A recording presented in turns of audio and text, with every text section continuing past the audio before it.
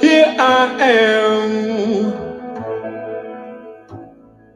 after so many years,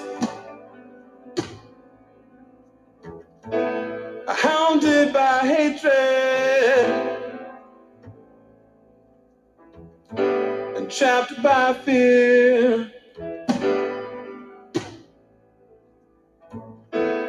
I'm in a box.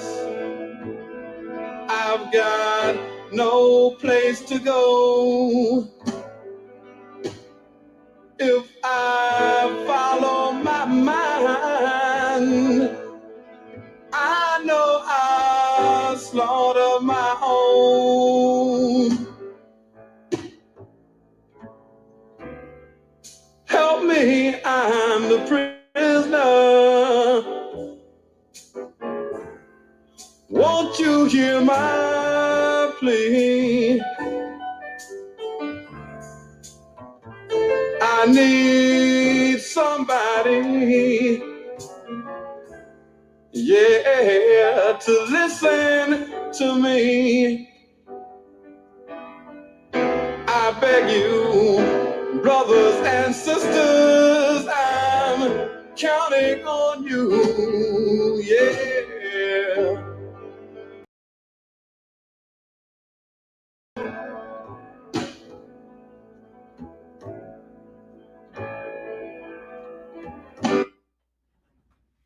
Greetings, peace and love. Welcome again to the NEPPC podcast. I'm Brother Frank and I'm with former political prisoner Abdul Haq Islam. In about a few days, May 19th will be Malcolm X's birthday. He would have been 98 years old. We celebrate Malcolm X more than just theory, in practice as well. That means that we got to bring his ideas to the people. We got to continue to talk about his relevance to us. And we got to let the people know what we need to do, right? It's one thing to respect somebody theoretically, and then it's another thing to take their ideas into the material reality in which you live and engage people and let people know that this is what we need to do around what this person represented. And if we have any respect for Malcolm, like Malcolm respected us, we'll be where we need to be amongst the people in the streets, in the community. We'll be organizing the community. So that's why today we focus on the ideas of Malcolm X and how they relate directly to political prisoners, because Malcolm stood for self-determination. And we understand that self-determination means that you have the right to exist. You say, I'm going to live because I say I'm going to live, not because you say I'm going to live. And this is the way I'm going to live. And then you make that assessment about what's important to you and your people and how you're going to go about obtaining that power. Because power is essential to everything when you're talking about life. Huh? Peace and love, brothers and sisters out there. As Frank said, Malcolm X's birthday is this Friday, May 19th, and, we really strive and struggle that Malcolm's ideas and ideology, you understand, will circulate, will continue to educate our people, and become a power, as we live our practical existence, and all the issues that we face as a people, that they become principle, and that indeed Malcolm's ideas, ideology, and example, and those who have followed them have become a magnificent force in the Black community. So this being a podcast that talks about political prisoners, the relationship between Malcolm and political prisoners is very, very close, and very, very well documented in history. Malcolm died in 1966. The Black Panthers were born in 1966. And the historical record shows that the Black Panthers listened to the speeches of Brother Malcolm. And part of their political education was the ideology of Brother Malcolm, his speeches, what he said and what he wrote, that these became inspiration for the Black Panthers, Black Liberation Army, and other freedom fighters, who fought, who transformed themselves and transformed society. For example, Malcolm talked about the house Negro and the field Negro. Well, our revolutionaries, what we call the field Negroes, those who stood up, those who were the rebels, those who fought, those who believed that they could do anything, became revolutionaries. Revolutionaries believe that they can own and control the rich resources in their nation. You understand that they can make the decisions that affect the most vital areas of their lives instead of bowing down. You understand, and being having an inferiority complex and needing a white supremacist oppressor to show them the way. Those are the house Negroes. So it has become a very, very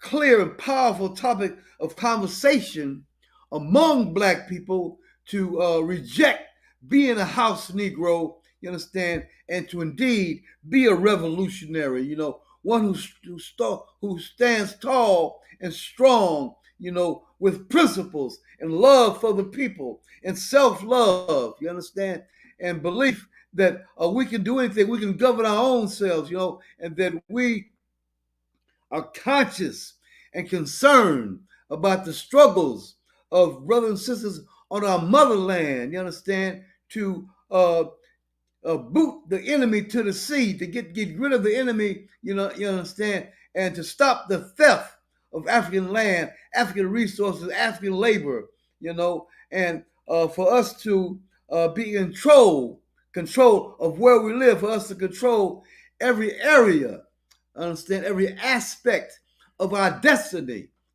for us to decide whether we live or die and do not allow for madmen to man the controls, So we are very, very thankful, have much gratitude to Brother Malcolm and to those who carried on his idea, who lived by his example, was inspired by him, and this is who our political prisoners are, and their ideas, their example, and the way they live, you understand, uplift our race, and this is must become more and more an item on our agenda. You understand, the work that we organize for ourselves and what we prioritize. The freedom of political prisoners must become more and more dominant, must become a dominant demand, must become part of the drumbeat, you understand, of new African people. You understand? Absolutely. It's got to be in our talk. It's got to be in our action. It's got to be in the demand. You understand? Throw them jabs. You understand? Them uppercuts, them overhand rights. You understand? To the enemy, bring the enemy to his knees, because indeed a powerful mass of people, that has happened in history over and over and over again can bring this enemy to his knees. You understand? So know that by the love we have for our political prisoners, you understand, can become a very dominant force. You understand? Yes. And as we make history in 2023, 24, 25, Yes. and on and on and on. Yes, and it's very interesting the point that you made, because it's an expression of political maturity. When we deal with political maturity, we're actually dealing with political clarity. We understand that there is a force against us, and that we must match that force. All right, that force is only greater than us at this current time, because they're more organized than us. But once we become more organized and more organized than them, then we start to understand how you really obtain power. So we have to understand what that means to be organized. To be organized means that you be disciplined, focused, and committed. You're going to do what you say you're going to do. You're going to be willing to make sacrifices. And the political prisoner has done that. The political prisoner understood that to be politically mature, as Malcolm said, you have to really be out there out front. You have to be like, okay, this is what I want. I'm not compromising. I'm not taking anything or accepting anything less than what I want. And that's what a political prisoner understood. So when we look at the Black Panther Party, we look at the Black Liberation Army, we say that the political prisoner, we say that the people need to be protected and the people need to be served. So now you have the political prisoner, or you have the Black Panther Party providing what the people need. That's food, that's clothing, that's medical care.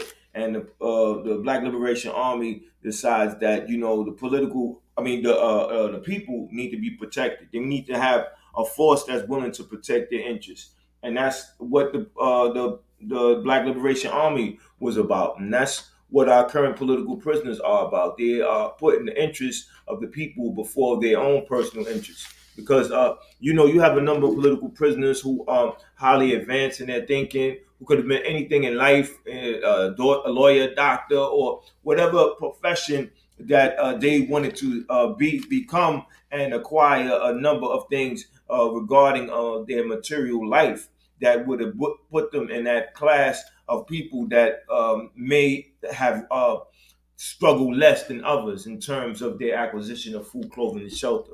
But the point being is that the political prisoner understood what it means to be conscious, right? You're conscious, you want to make others conscious. You want them to enjoy your enlightenment. And that's what you do. You have conversation with them, you organize them, you let them know that the only way we can change our conditions is by making a commitment to carry out a particular task. So when we talk about our political prisoners, we're talking about those who made that conscious decision about what it really means to love their people. As Matulu says, love is what you do, not what you say. And they demonstrate that to us each and every moment that they made a commitment to sacrifice what they had and have. And I think that when we talk about our political prisoners, we always have to let ourselves know, and the community know, that we have to write them. We have to let them know that they're thought about and they are missed and their ideas are desired. And the only way we can understand how their ideas are still desired currently is that we write them. We let them know what's going on in the community. And that's why, we got a workshop coming up soon in Queensbridge, and we'll be writing back to Veronza Bowers. And this is going to be an important discussion because he wrote the community already. So you have the political prisoner engaged in community affairs with their moment with the time that they spend incarcerated. They got further educated. Their political outlook has been even sharpened because now they're dealing with less distractions. Of course, you have violence that's going on. You got depression. You got serious mental health crisis going on. So those are challenges. Those are distractions that are occurring in their lives on a regular basis. But yet and still, their commitment was to serve the people prior to their incarceration, and their commitment continues. And while we're talking about our political prisoners and we're talking about not forgetting about them, we encourage people to keep Veronza Bowers in their thoughts, and because right now he's dealing with the parole board It just, I'm only mentioning it because it's on Instagram, and it was posted and saying that his parole hearing took about 4 hours, and he said it went good, and he just have to wait for the parole commission board to take the next step. So we just want to keep him in our hearts and our thoughts, and mention him and think about him, because regardless of the outcome, we need to do what they need. We need to do what we need to do as lovers of freedom fighters, as lovers of humanity, right? Because to love humanity is to love political prisoners, because of the extent that they went to doing what they had to do to make sure that the lives of not only their family or their immediate extended family members, but the unborns, those who would inhabit this earth long after we're gone, and they want them to be secure. They want their ideas and their interests to be protected. They don't want the next generation to inherit these problems. So they organized and they stepped up and they accept the challenge to make change, right? Because it's not easy to make change. It comes with a challenge, but you have to do that. You have to pace yourself. The political prisoner understood that, understood it's a protracted struggle, it's a long-term commitment, but Abdul Haq Islam, when we talk about Malcolm and we talk about the power of Malcolm, explain the history of, this demonstration by the December 12th movement that's coming up May 19th, and your experience and what you have seen and how that can relate to the work on political prisoners. Every May 19th for more than 30 years, the December 12th movement has exhibited a concrete expression of power on 125th Street. 125th Street is one of the most profitable avenues for corporate America, you understand, in this whole nation, you understand? And because of the power of the people, because of Malcolm's ideas, you understand, being thick in the air on that day, you understand? People listening to Malcolm's speeches, people reading his books, you understand? The masses on 125th Street tell the stores that you must shut down between 1 and 4 o'clock. This is on the street that in which our people spend $1 billion every day. You understand?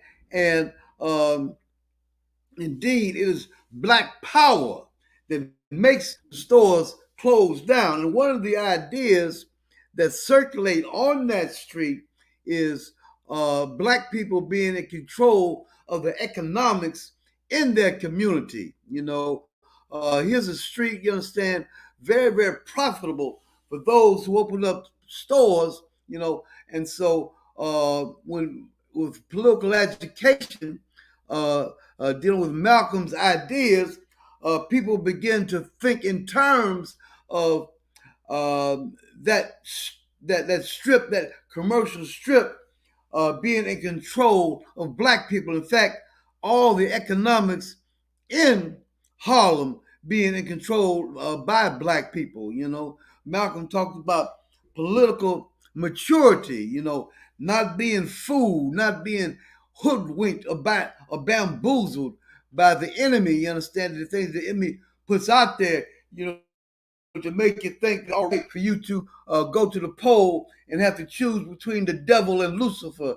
You understand, on election day. You understand, when the political reality is that the Democrats and the Dixie and the Republicans both work for corporate America, you understand, who are bloodsuckers of the people, who live on the people, you understand, and that, there's no difference between the two, and that the real political power of the people comes in us coming together and demanding, what we should have, Malcolm also talked about the value of human life and us having a right to self-defense, defending ourselves, to standing up courageously, when someone wants to oppress us and put terror in our hearts, you understand, in order to rip, rock, rip, rage, and rob us. You understand? On a continuous basis. You understand? And myself, I am among those ideologically who see nonviolence as cowardice. A person, people going around here defining nonviolence as a form of manhood and womanhood. That's totally ridiculous. You understand? It's because, some of our brothers and sisters are scared to death and will not stand up for their rights. So Malcolm talked about it is righteous to stand up courageously, you understand, and to end the oppression, by violence, you understand, which has a aim of exploitation of the rich getting super rich, you understand, ruling us, you understand, and profiting off the fear that they inflict in the people, But Malcolm, you understand, was a black shining prince, and we encourage others, you understand, to be like Malcolm, like a black shining prince, a champion for your people, you understand. And among the best of our people are our political prisoners, what's it called? Free them all. Yes, indeed. We have to free them all, and it has to be more than just recite a slogan. We have to organize, we have to demonstrate. And that's why May 19th is very important. If you are in Harlem, you don't want to miss this because you're seeing a demonstration of Black power. It's very inspiring, right? Mm-hmm. And from that, you decide what else can we do. We can demonstrate and make these stores close. Now we could demonstrate somewhere else and we can make something happen. Because this is an expression of power, Black power. And for the work that we do, right? Because on top of the work that we do with the December 12th movement, we do work with the Northeast Political Prisoner Coalition and to free our political prisoners. We say, how can we demonstrate Black power with freeing our political prisoners? One of the things that I've been doing is building a relationship between a community and a political prisoner. And that's been done particularly in Queensbridge. And I'm also working at having it done in Jamaica houses, aka 40 houses, where they are reminded of Kamal Siddiqui, formerly known as Freddie Hilton, and the work that he did with the Black Panther Party at that office that at the time was on New York Boulevard. So we have to look at the history of a people, educated people on their history so that they have a different relationship to what's currently going on. So now their relationship with political prisoners is different. It's like saying, okay, my brother was out here fighting for me and I need to fight to bring my brother home. My brother should not die in prison because my brother was out here struggling very hard to change the conditions, not only for me, but for my offspring.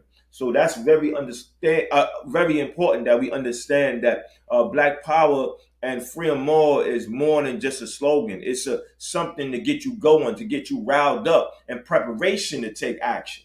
That's all the slogan in it. It's a preparation to take action.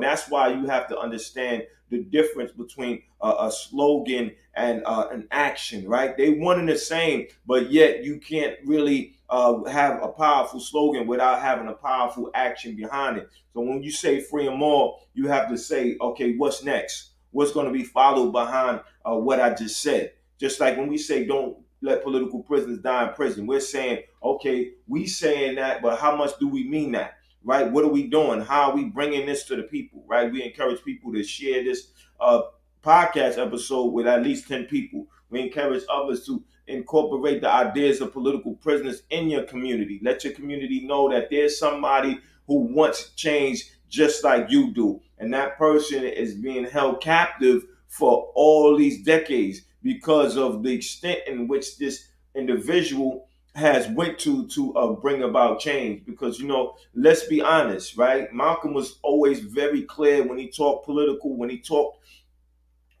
politics, when he talked about the conditions of the people and the severity in which what we need to change is at stake, right? He talked about violence and talked about it wasn't violent, or no revolution is without violence. Our conditions, in fact, are violent. Poverty is violence. All that's violence. So he was dealing with that from a perspective of, listen, I'm going to talk to you in a language that you might not necessarily be comfortable with because what you've been taught to accept. And that's why we have to ask ourselves, who's teaching us about who, right? And why are they teaching us about this particular person, and they are labeling this particular person something, right? We say political prisoners, the state would say, no, they're criminal, they're terrorists. And we either accept that or not, right? How do we accept that? We accept that by just going along with what they said this person was and not doing nothing, right? We go against that by doing something, by demonstrating disunity with the state, by actually going out, bringing this idea of political prisoners to various peoples in various locations and letting them know, like, this is what I'm a part of.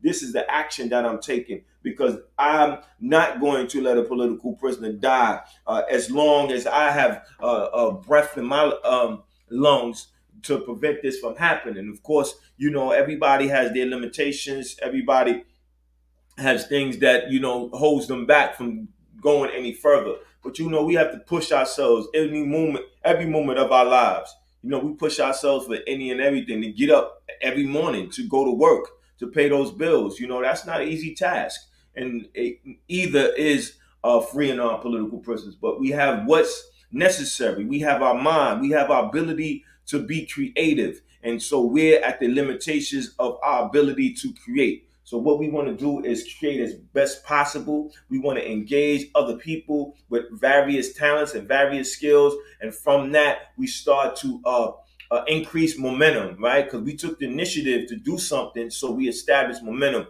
Now we got others to participate, and that's accelerated momentum. And once that momentum is accelerated to the point where we can make an impact and change, and we can amass that force, because it's organization that we get the results that we want, because that's what it takes. It takes power. It takes power to bring home our political prisoners. It takes power to make stores shut down for 3 hours, right? Mm-hmm. Some people might think that that's not nothing, right? But those are people who have this idea of how change is going to happen, and that change is going to happen miraculously. Like, it's not a slow grind. And that's what it is. It's a slow grind to bring about change. You know something has to happen. You bring it to a people. You march, you rally, you protest. You transform the people. You transform their ideas. You transform who they are, right? They have an idea of, I can't do nothing. Then you say, yo, I'm just like you. I'm an ordinary person, right? I breathe like you. I do the things that you do. I do because I want to live just like you want to live. So if there's no difference between me and you, then why aren't you taking steps to bring about the change that you want? Why are you not participating in the change you want? It's about what you really see as possible. And I think that that's the beauty of our political prisoners. They let us know change is possible, but you have to put forth that effort. So you being a former political prisoner, you understanding your commitment to make change, right? What was it in your mind that made you go to the extent that you were willing to go, which could possibly mean incarceration because of the threat that you represent to the state? Love of my people, brother. One thing that the enemy tries to instill in us to make us weak, to hate ourselves and to hate our people, and to constantly divide us, make us beef about everything, about every little stupid thing, you understand? But, when we think seriously about life, about our own lives, we begin to think in terms of what is more important. What is more important, is to make things happen, you understand? To, acquire, this power that you talk about. Power is a very, very beautiful thing, you understand? And, people have great power to make things happen. History is full of people who have done great things, you understand? Um, I thought, in terms of myself, of doing great things, of being a part of something great, of a great movement, of a righteous movement, you understand?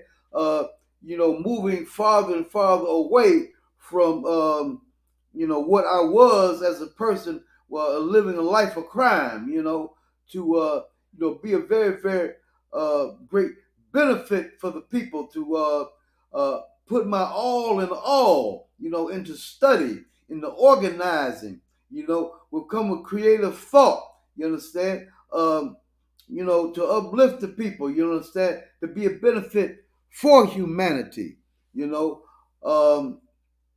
to not be a fool and trick, to not be a fool, you understand, for the enemy, because the enemy lives off of foolishness. Foolishness is food for the enemy, you understand? So we must come together as a wise people, you understand, with wisdom as our guide, with love as our guide, you understand, principles, you understand, envisioning a magnificent future, a great future for our people. You understand? And these are the type of things that can bring out the best of us. And bringing out the best of us means freeing the best of us from the dungeons. You understand? And the incarceration camps. You understand? Which are designed to keep our people down, weak, poor, and powerless. You understand? So we say, rise up, you understand?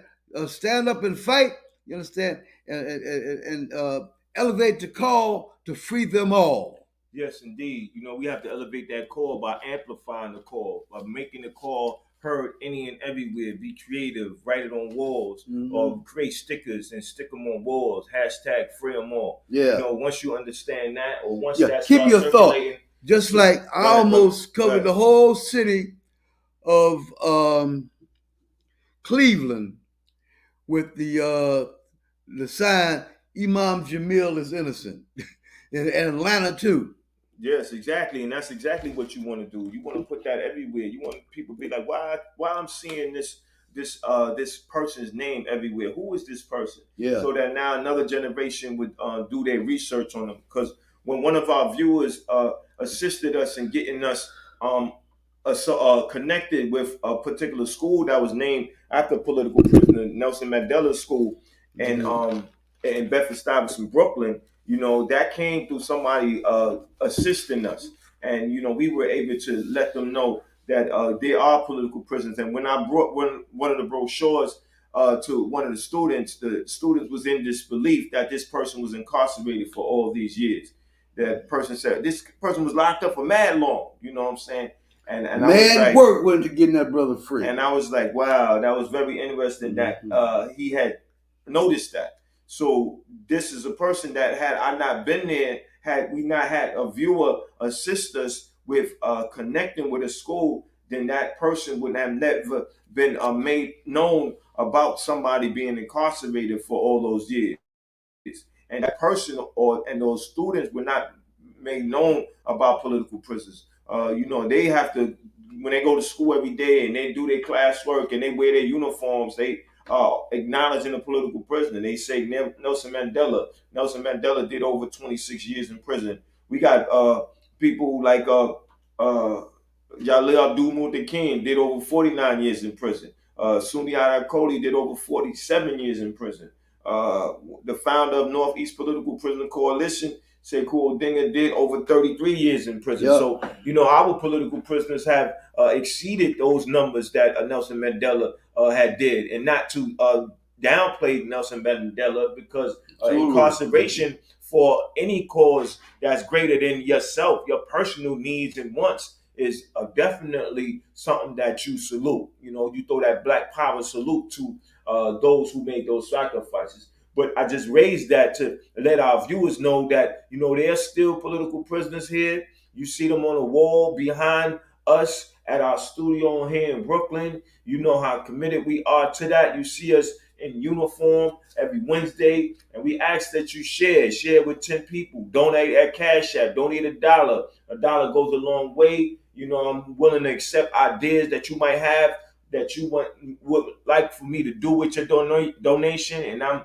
going to give you a receipt around what I did with your donation. So I'm ready to be challenged, and I'm ready to address those challenges with feedback and material proof. But anyway, that's it for the day. Join the movement. join the movement, Join the movement. get involved, and continue to fight. Don't let political prisoners die in prison. What's Right. the call? Free them all. What's the call? Free them all. What's the call? Free them all. What's the call? Free them all.